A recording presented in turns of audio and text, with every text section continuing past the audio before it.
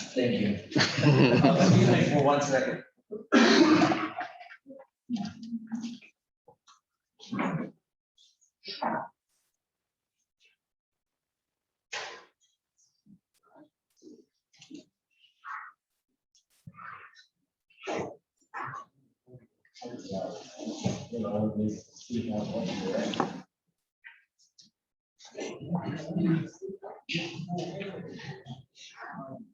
Okay, we are in the middle of, or nearing the end of an 8-week run through filming Rutledge's crucifixion book. We're recording on Zoom.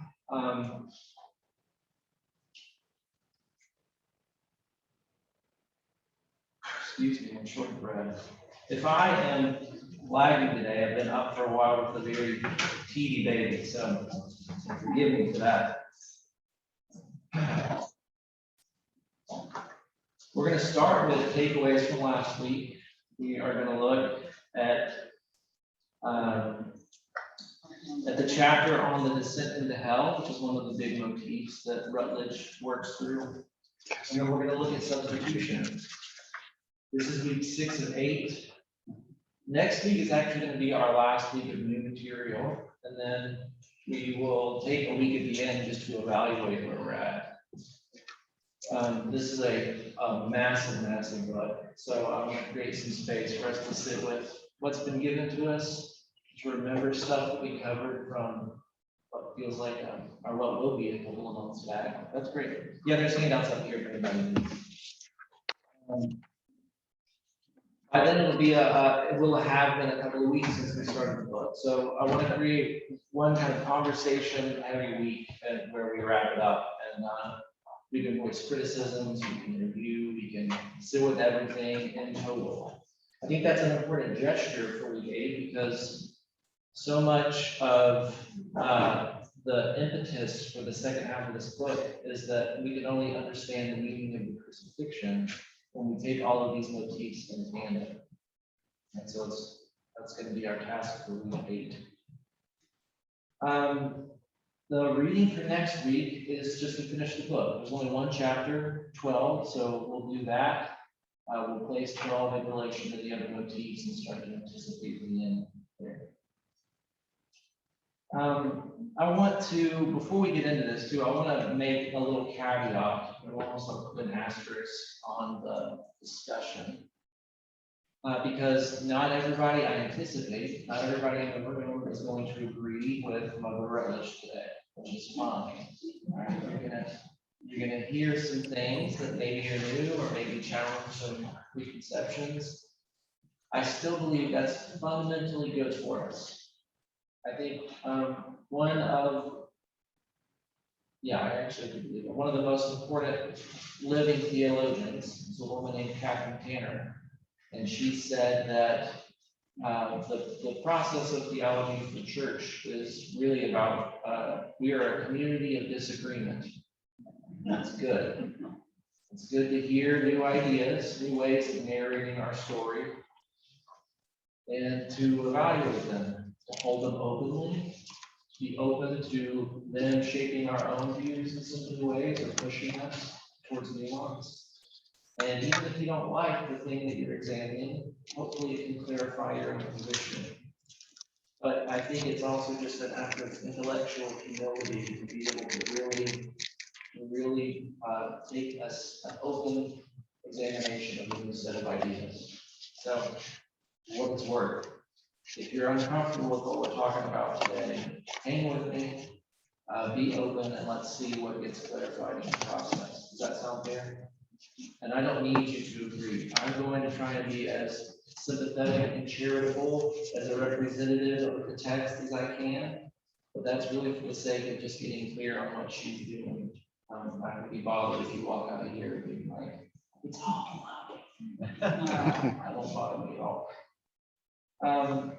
Okay, so we're open, we're going to hear her out, and we're going to evaluate the claim. The last point, I do think that this is also just a good practice in 2021 to sit with ideas from which we may or may not differ, to respond non-defensively. with humility. Aristotle says something like the mark of an educated mind is the ability to examine openly ideas with which you disagree. And I think especially as a church community, that's a muscle we should be flexible on. Does that sound reasonable to everybody? Yes. Just be glad that you have room for dissension. I have been in churches that were so dogmatic that if you didn't believe what they said, there was no room for discussion for any other. Their dogma was absolutely the only way. That's right. There's not. I appreciate that. I'm gonna just another reminder. I'll repeat everything you say for the sake of Zoomers. So if I sound like a parrot at any point, there is some reason for it. But the helpful comment that was just made was a note like we are glad to have space for dissension because we don't want to turn into an overly dogmatic church where we're constantly policing each other's belief check boxes. All right, I think that's all of the caveats and announcements. Let's do last week's takeaways and we'll go from there. So the crucifixion, Fleming Relic has been talking a ton about apocalypticism or the apocalyptic. And she says that the crucifixion is the apocalyptic event par excellence. And it's the decisive moment of victory in God's ongoing struggle and address to the enemy that employs the powers. It is the decisive moment of address. And the apocalyptic is referring to that like cosmic scale where something outside of our situation breaks in, addresses our problems, and creates something new. For her, the most important aspect of the Christus Victor model, that's a theory of atonement we talked about, where it's less just about the courtroom language or the your forgiveness for your individual sins, and it's much more about Christ's victory over death and sin, of which your individual sins are a crucial part. But the most important aspect of that model is its apocalyptic setting, which dramatizes and guarantees the agency of God. We also talked about that idea of a dialectic in the apocalyptic, where you are looking at two things at once, two things in tension. So there was a dialectic of negation and affirmation, pointing to the ongoing and forthcoming radical transformation of the present world order, currently ruled as it is by sin and death and power. We're supposed to be very attentive to the world at its present state. We're supposed to have one eye on God's coming kingdom. We're supposed to negate and challenge the way that sin and death is dominant and rules the present world. We're supposed to affirm God's coming kingdom. We talked about this in terms of citizenship. Now we're trying to move in one kingdom by the laws and customs and habits of another one. And so it's being out of your home lane, attentive to the place you're in, and anticipating a new way of doing things. That, she thinks, is the kind of ethical payoff of the apocalyptic stuff. That dialectic is a really helpful ethical tool. And because of that, she says that resistance against the powers is like a primary ethical task that we get from the crucifixion. This reading of the crucifixion means that it is your job as a believer to question and resist the powers of sin and death that are defeated in the crucifixion. That's the goal. Any questions or comments, points of clarification about any of that from last week?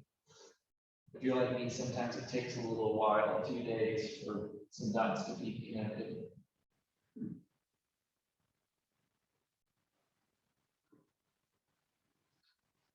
Okay. All right. So everybody buckle up. This is the one. I actually really like this chapter. I think this is Rutledge at her best. I think it's just fun to see a thinker and a reader, a preacher, in their pocket. And I think she's doing that here. So the motif is the descent into hell. When I initially was working through this book, I was like, well, this is not going to be the most interesting of all of them, but I found it to be that. I'm curious to hear what you think about it too. She clarifies here, I think, what's at stake in a lot of the argument as a whole. She ends up treating as a long deep dive on the notions of Sheol and Gehenna, which are the actual terms that we take to mean hell, to refer to hell. She ultimately argues for a metaphorical reading of hell as a penultimate reality. There's a lot in that sentence, and we're going to spend the rest of our time on this motif unpacking. Metaphorical, meaning that it is real, but not in the sense that we take it as a literal place or a literal time space. But it is operative and has power. We'll get to that in a second. It plays a crucial part in the story, even if it's metaphorical. And penultimate just means that it is next to last. Next to last. It is not ultimate in the sense of everlasting. Many religions may tell us today that hell comes to an end. It will. It cannot be allowed to exist eternally alongside the kingdom of God as a kind of autonomous space. That's what we're going to unpack here.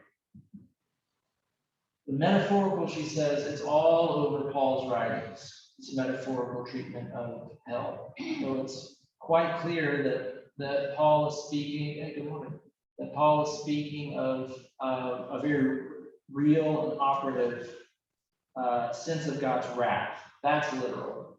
God's wrath is not metaphorical. It's not like, oh, what we really meant to say when we talked about God's wrath was just some bad stuff happening. It's not, we don't actually mean wrath. She's saying the wrath is literal, the hell language is metaphorical. So she thinks that the metaphor, I think a lot of our tendency culturally is, or maybe linguistically, I don't know.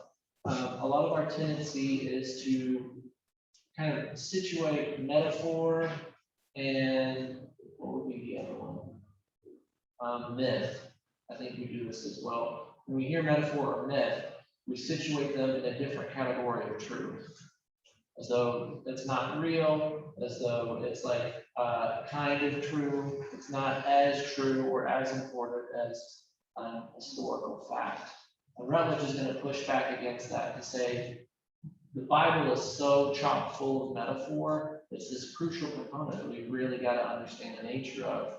The way that the truth is coming to us is through this metaphor. So she thinks that the metaphor of hell and Paul is doing a ton of important work. A ton of important work.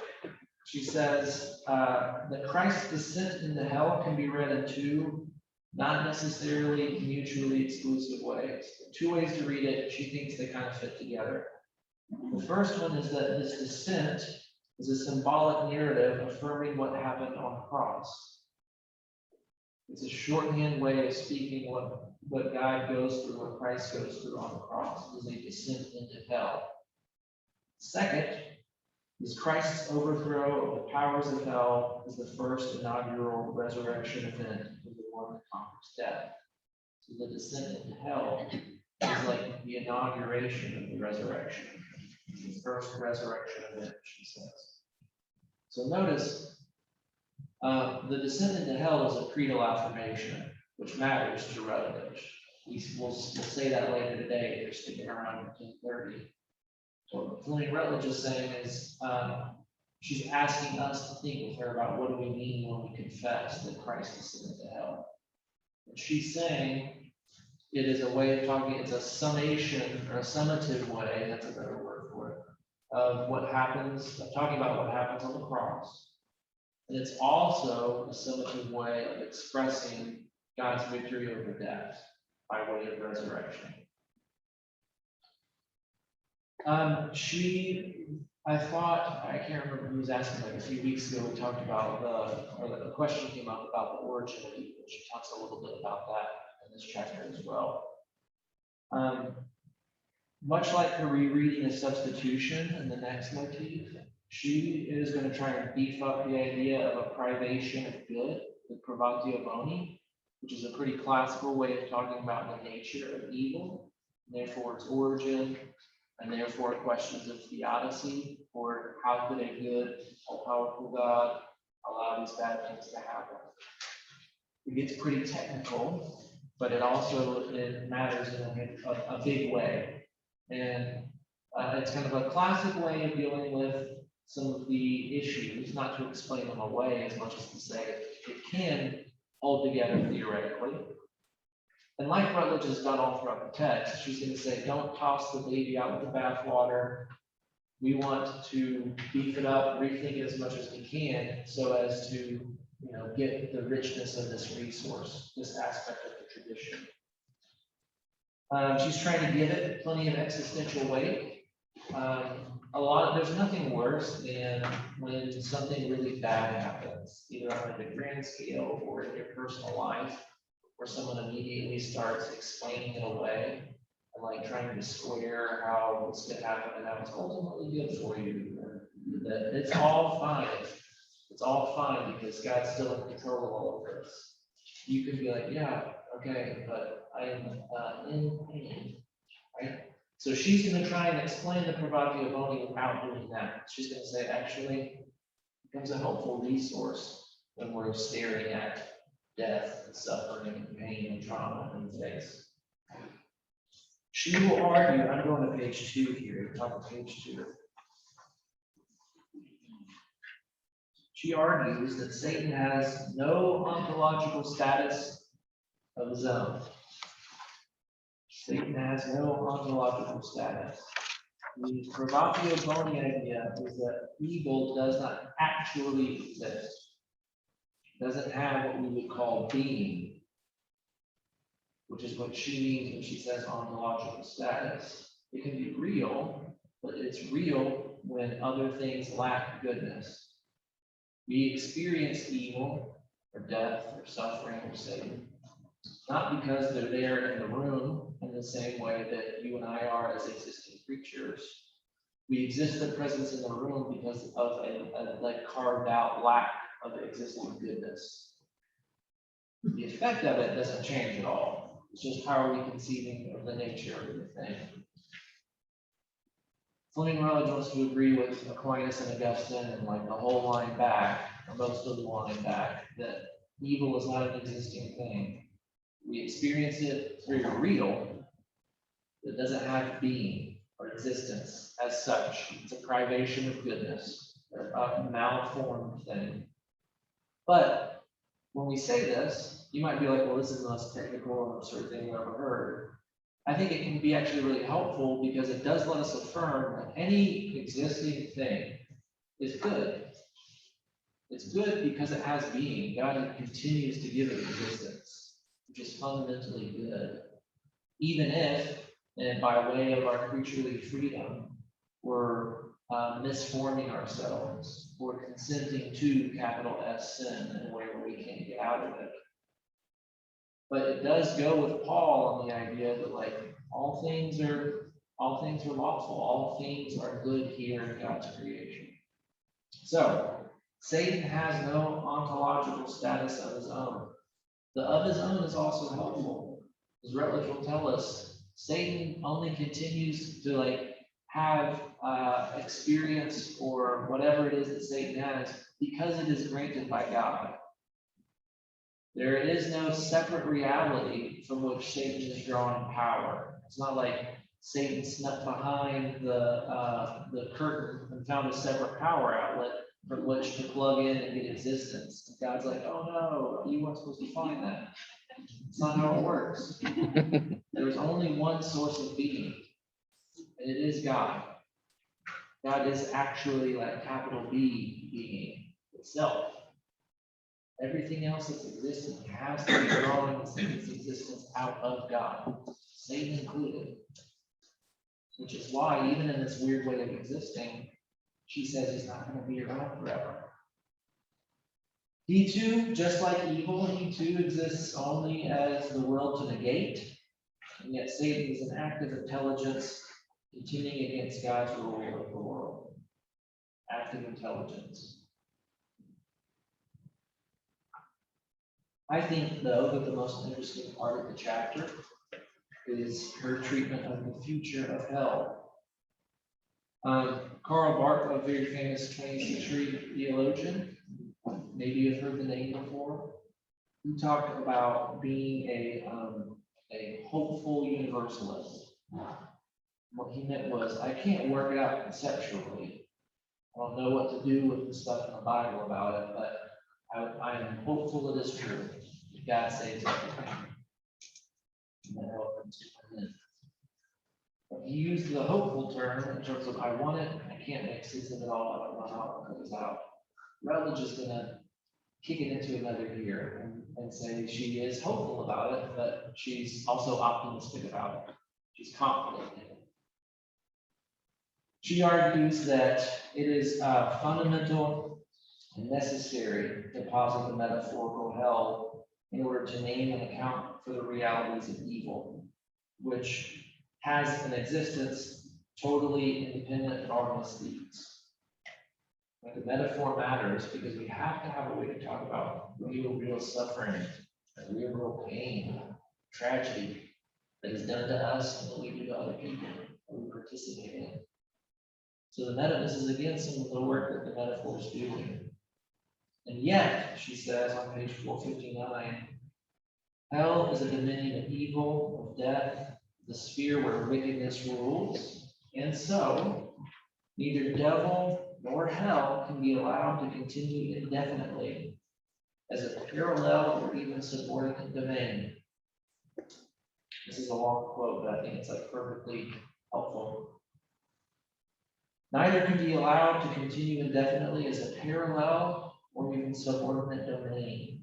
The reign of Satan will not be permitted to keep its territory as a permanent realm alongside the kingdom of God. It must be finally and completely obliterated, and it will pass out of memory. It's toward this conclusion that our study has been pointing all along.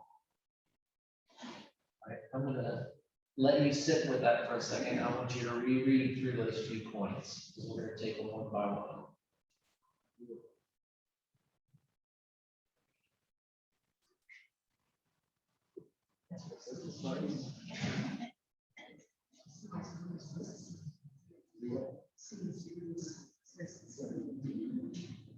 All right. So if hell, even metaphorically speaking, is the dominion of death, a sphere where wickedness rules, that's her conception of it. It cannot be allowed to exist independently of the kingdom of God eternally. It's not like things went awry in the fall, and now we're just going to have a good place and a bad place. And God is going to be present with those in the good place and is going to keep the bad place going as this kind of rival, separate thing that's just out there. She says that cannot happen because God is not the type of thing that can have any legitimate rival. That is of a totally different class of things. It's not a competition. There's no like sneak up and carve out a separate kingdom and now like, okay, I guess we're just gonna split it. Even Stevens, you do yours and I'll do mine. Rutledge thinks that's an offensive way of thinking about God. That there is a limit to what God can do in the crucifixion and the resurrection, such that only part of the kingdom is went back.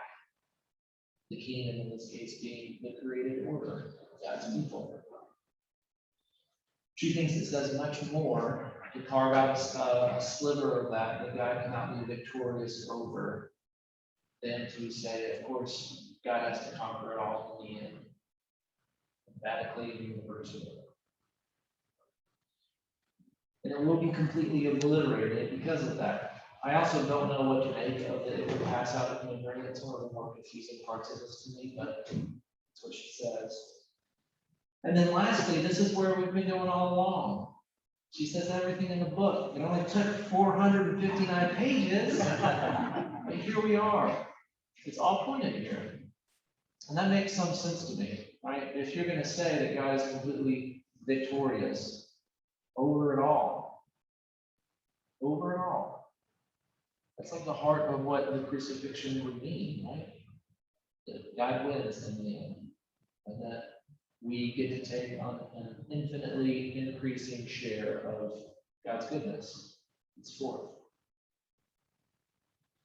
So, when read in this way, Christ's descent to hell means that there can be no realm where anyone is cut off from the saving power of God.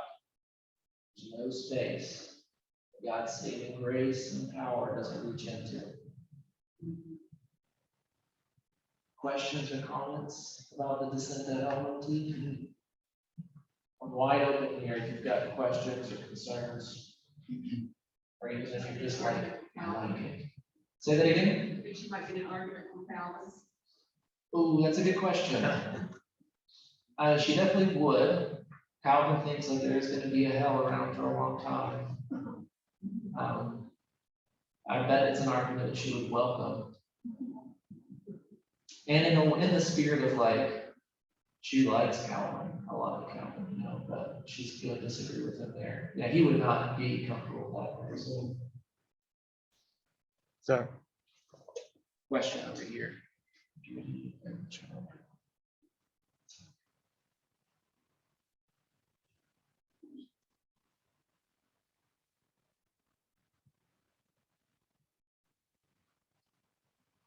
Oh, that's great. So Greg Miller said, thanks for this, Greg. The beauty and challenge of the imagery of hell is that we can find our understanding of our faith in several ways. Like it plays differently for different people. So some people may need to see hell as a real place, and others, it might just be the idea that the idea of hell is enough. And if that's true, then Satan might actually be a tool by which we understand the kingdom of God. That's good, Greg. And Martha, the last question. Oh yeah, thank you. It was more of a comment. Would you remind me your name again? Jocelyn. Jocelyn's commented. I guess it is a question of comment. Would Rutledge get some pushback from John Calvin? And I think the comment was yes, indeed. Other questions or comments? What do you think about this? I'm genuinely curious. Yeah. I think in looking at process theology, it makes a lot of sense because it does bring that fullness in relationship with God and our culpability in the process of good and evil, that mirroring that you were talking about, that I can't eloquently describe like you did, but it invites us to grow with God.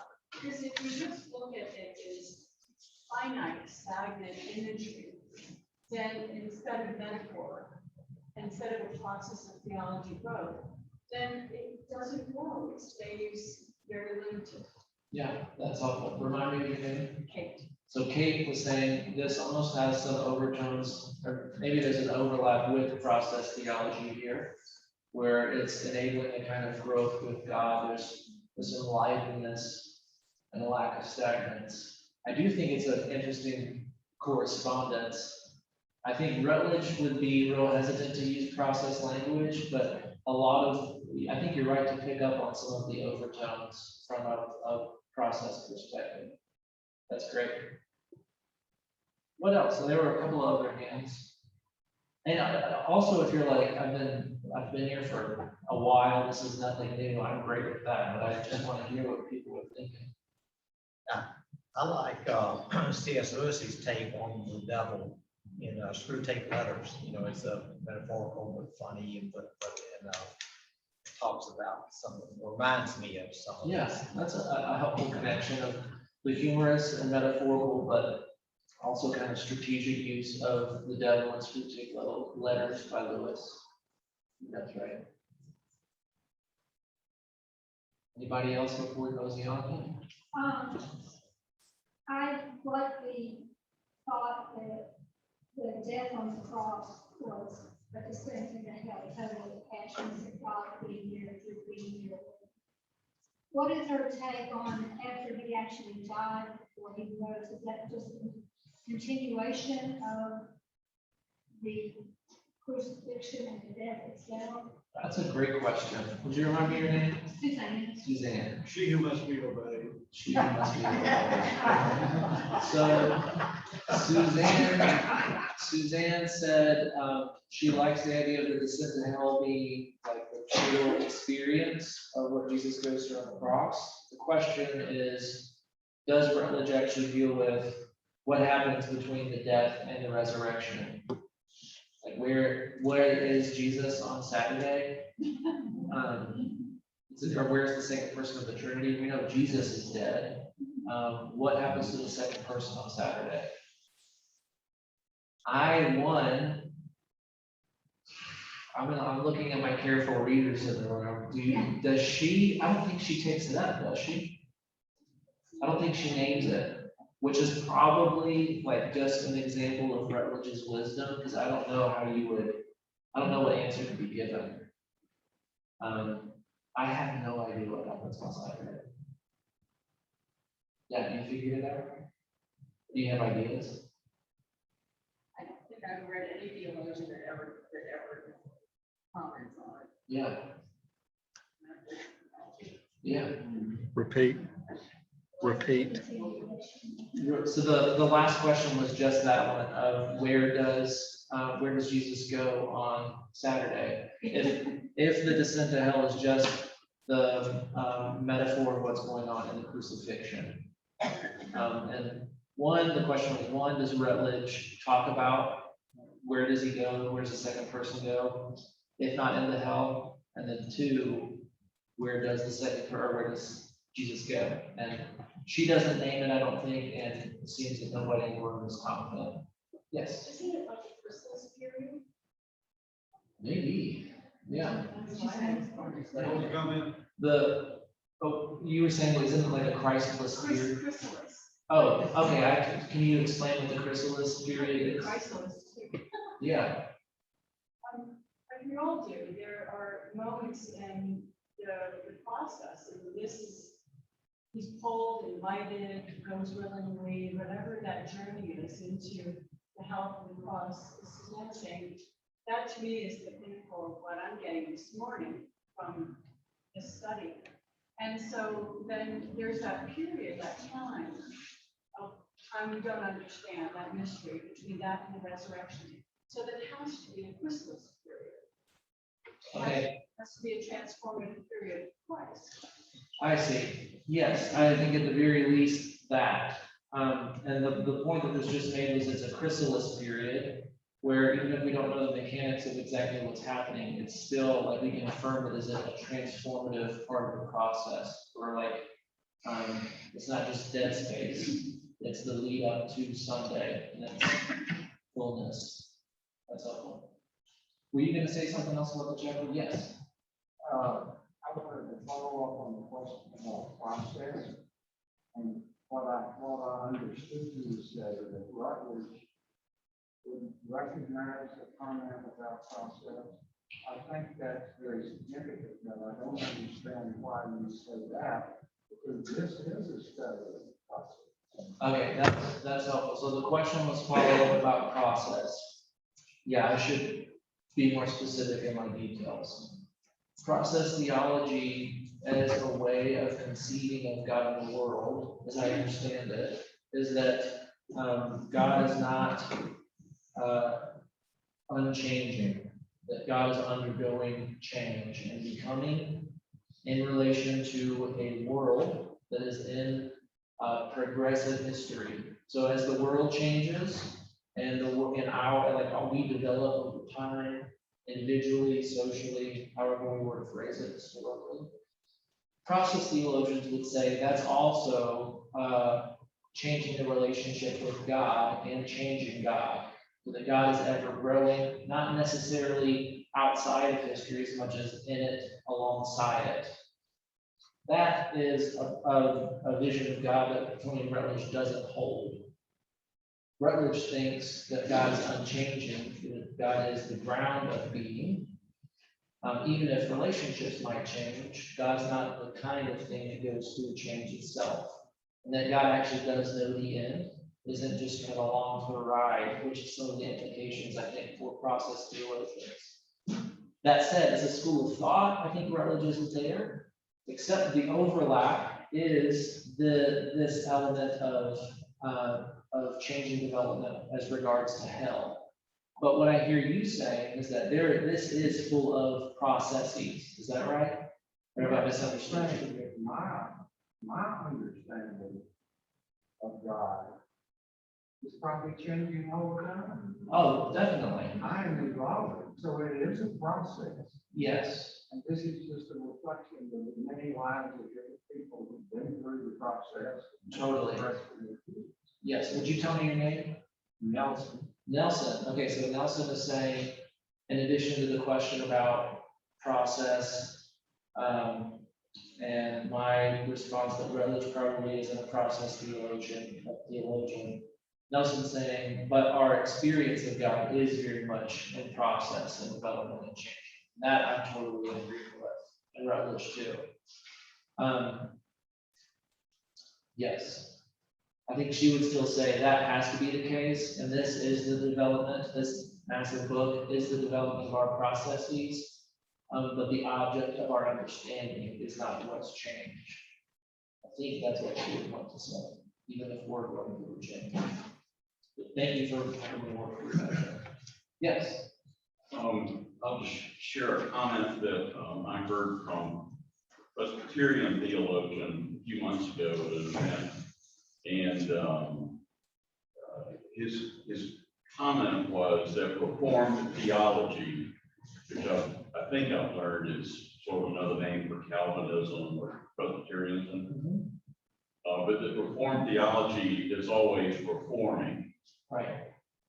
That just kind of stuck in my head in case that's useful. No, it is. It's a helpful connection. The context of this meeting was it had to do with a higher education institution and what the role of the Presbyterian Church should continue to be in that institution.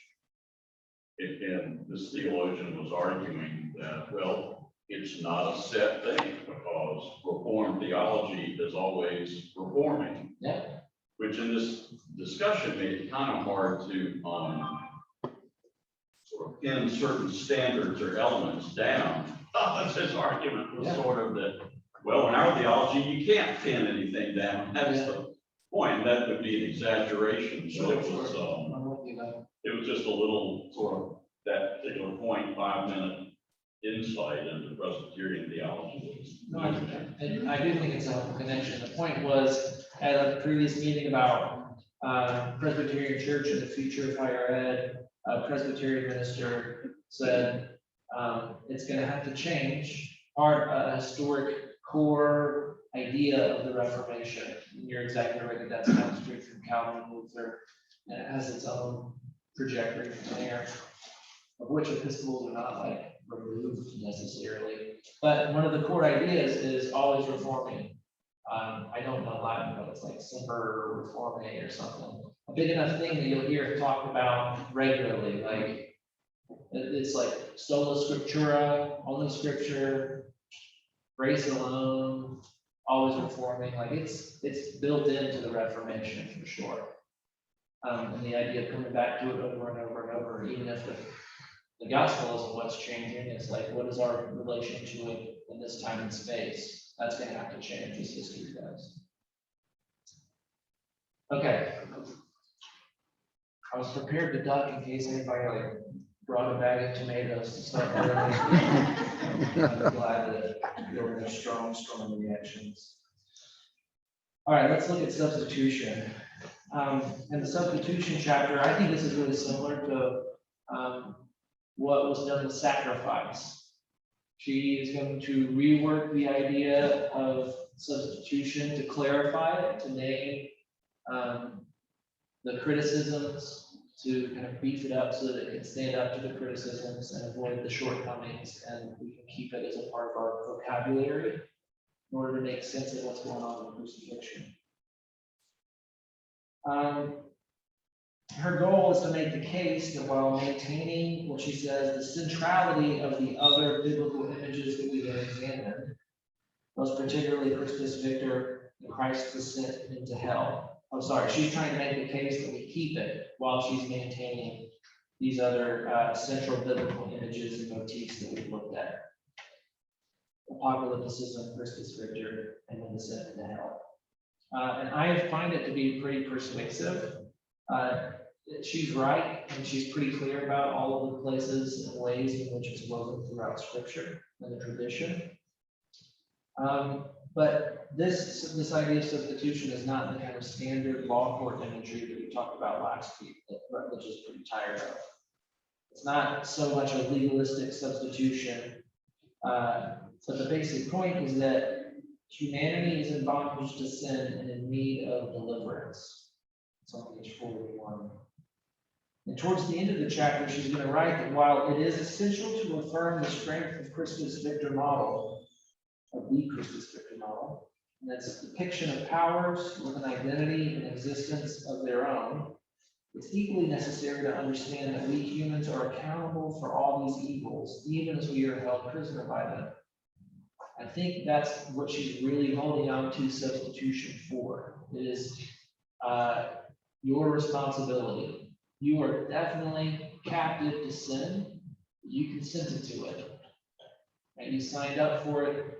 You danced with it for long enough that you got tangled up with it. And you need deliverance. And it's about something way bigger than you. But you weren't just captured unwillingly. So that's why substitution is so regularly present in Scripture, is you really do need to be saved. You really do need help here. Then she goes on to work through 11 or 12 of the recent criticisms of substitution in theology, the most popular critiques.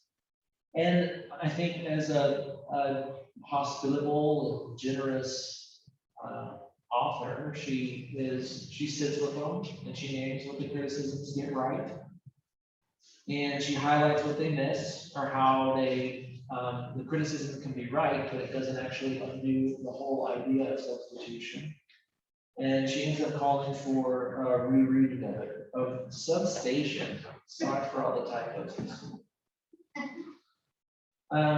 She wants to hold on to the idea of substitution because we need it if we are going to take seriously two things. One, the power of evil, and two, our complicity with it. It's way bigger than you, and it's hugely powerful and effective, and you are totally complicit. And substitution helps us understand both of those things in tandem.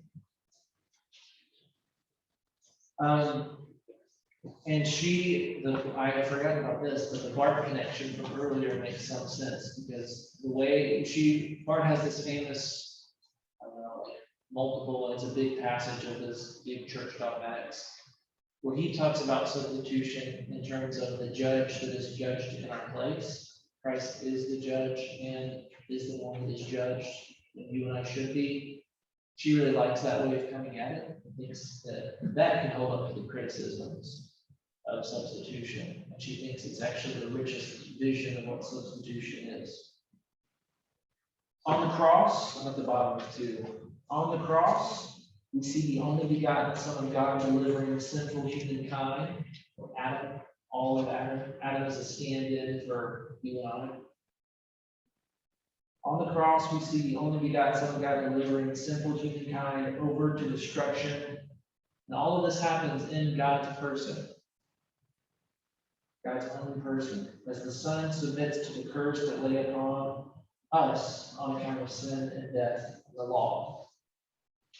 The historic, the whole group of us, humankind as a whole in Adam, that is delivered over to death. And it happens by way of the person of Jesus. So the two natures of Jesus, fully human, fully God, that's the kind of the vehicle through which all of humankind is delivered over to death. It happens by God's own person. And then looking at the top of page 3, She argues that substitution has been expanded. By the end of the chapter, she's expanded it and reconceptualized it to avoid its legalistic and doctrinaire implications. And it is one more thing that she's framed in terms of Christ's victory and the apocalyptic conquering of sin and death once and for all. And she concludes by telling us a little bit of what this apocalyptic idea of substitution entails. Substitution makes most sense in apocalyptic terms. Christ became the apocalyptic victor through substitution. There's a correspondence between the death that Jesus suffers and our condition under the powers of sin. I think that's the biggest one. That there's a direct link between your being dominated by sin, unable to escape, and the death that Jesus suffers. Your responsibility and your freedom from it. And Christ makes a great exchange on the cross as our substitution, thereby delivering us from condemnation. So, we'll do takeaways and then any questions, and then we'll pray and go. She treats the concepts of Sheol and Gehenna, we said, as metaphorical. We do a lot of heavy lifting, but they're metaphors because evil and sin do not actually have existence. They don't have being. Because all being comes from God. God does not create evil. So they're metaphors for us to understand the lack of goodness that comes about by way of our own freedom. And it's a penultimate reality, meaning it's operative, it's experienced, but it's going to come to an end. And it's fundamental and necessary to posit the metaphorical hell so that we have a real rich way to talk about tragedy, terror, pain, aggression, all of our misdeeds. She thinks we can read the descent into hell in two ways. One is the symbolic narrative of what happens on the cross, just a shorthand way of saying what Jesus goes through on the cross. And two is like the inaugural resurrection act, where Jesus overthrows the powers of hell. She says Satan doesn't have a kingdom running parallel to God's. Satan actually depends on God for any existence.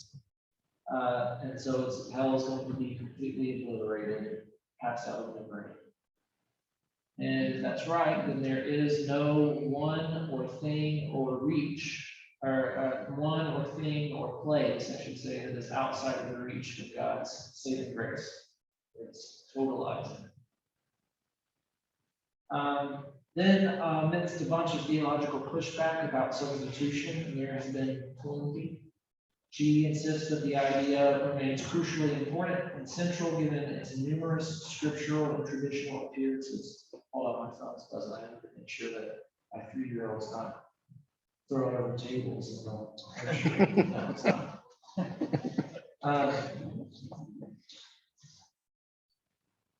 So yeah, even amidst all the pushback, it's a really rich and central idea in scriptures and all of like the theological tradition, and does a lot of heavy lifting for us. She phrases that in terms of Christ's descent to hell and apocalypticism and God's victory over the powers of sin. And the basic point, once again, is that humanity is in bondage to sin and in need of deliverance. So we need substitution in order to make sense of our complicity with death and sin, and how overarching the power is.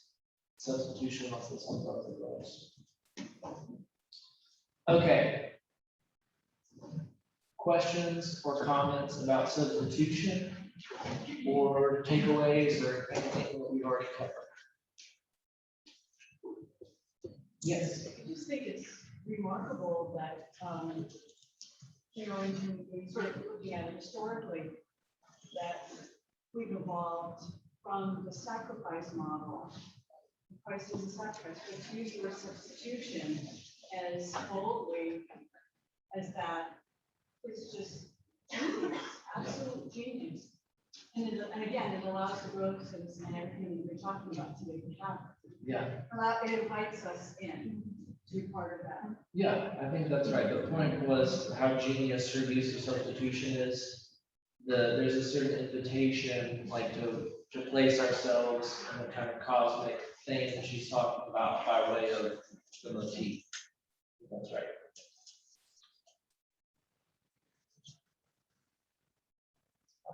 I do believe in the power of evil. Yeah. Sin, small, minus sin, but I don't like to believe I'm complicit in the capital sin. I don't want to be complicit, or consider complicit, but I totally disagree with it. So what do you mean by our need to complicity? Great. The point was you're comfortable with the idea of little s, sin, your sins. We've experienced that before. But you don't like the idea of being complicit in capital S sin. I think all that she's saying is that even if you're chained up to it now, by way of your individual sins, you participated in it at some point. That I think is the complicity or the consent, to where even in the like the Pauline sense of I'm doing things I don't want to do. Paul's still saying, I'm the one doing them, even if I dread the action. I think that is your participation in the capital S in religious law. She's not, it's a great point because it runs the risk of implying that like we're kind of co-conspirators with the devil, like planning out the trajectory of this power. And it's not that as much as you hook up to the current and you carry out a lowercase s sin, and you're responsible for those actions. Yes. I hope this comforts other people, but I get very confused when I read so much about somebody else's journey and my mind doesn't work that way. But all week I've gone back to Romans 15:13, and all this was done so that I would walk a little more happy and joyful while I'm trying to figure things out. And daily I would just go back to Romans 15:13. It was very comforting to me. That's great. I believe I have this right. It was the prayer that St. Paul prayed in the church. Okay, I was just about to ask what's going on in Romans 15:15. The point was, and I do think it's comforting, this could be really overwhelming to like dig so far into somebody else's ideas or somebody else's journey. That's a totally valid point. And that you experienced a good bit of comfort this week by going back to Romans 15, which is Paul's prayer for the church. That seems like a healthy practice in general, so sure. All right, we've got 3 minutes, so why don't we shift to a prayer request? Is there anything that we need to pray for now this morning? Yes. Father, and lost his father. What was the name? Quintorn, Father Quintorn is the rector. St. Peter's lost his father and expected it. Okay. Anybody else?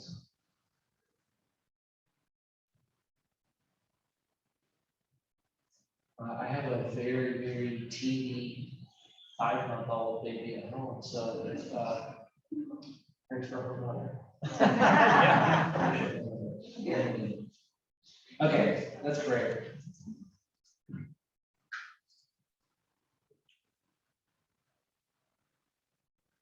Can we pause? Say thanks. Thank you for the gift of the day, for holding all of this, proximity to yourself, continuing to give us the gift of life. We ask for the grace to see the ways that you are already present to us here. You are offering us gifts and resources and present this time and this place together. We do pray for Quinn Pond, that he would be especially present to him in this tragic loss.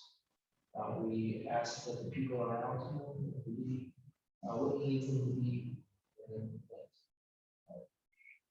you would share an extra measure of grace. And we ask that you have mercy on us in all things and draw us to yourself more. All right, we will be back here next week for the 12th and final chapter. You'll have a good week.